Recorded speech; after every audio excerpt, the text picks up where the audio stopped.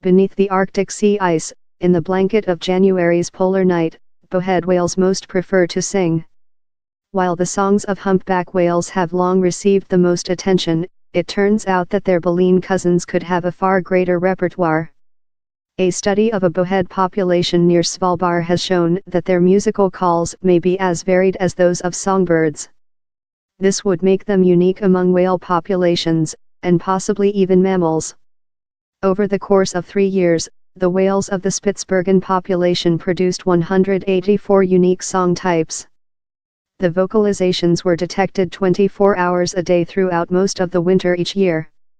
The alphabet for the bowhead has got thousands of letters, as far as we can tell, Professor Kate Stafford, lead author of the study published in the Proceedings of the Royal Society, told Newsbay News.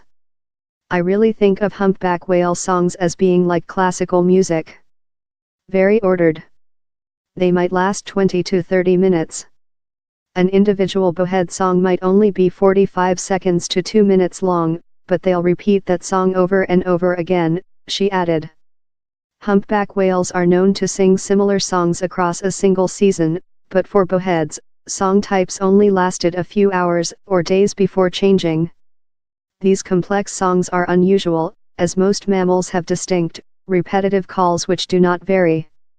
Although less is known about bowhead populations, the authors think it likely that males do the singing during the breeding season.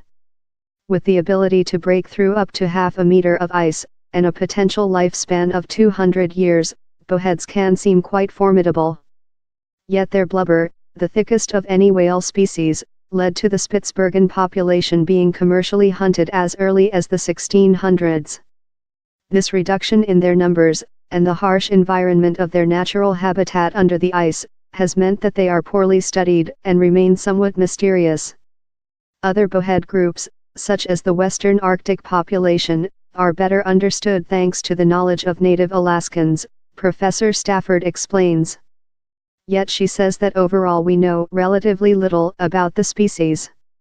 It is not yet known whether individual bowheads sing the same song for a lifetime, or if they change from season to season.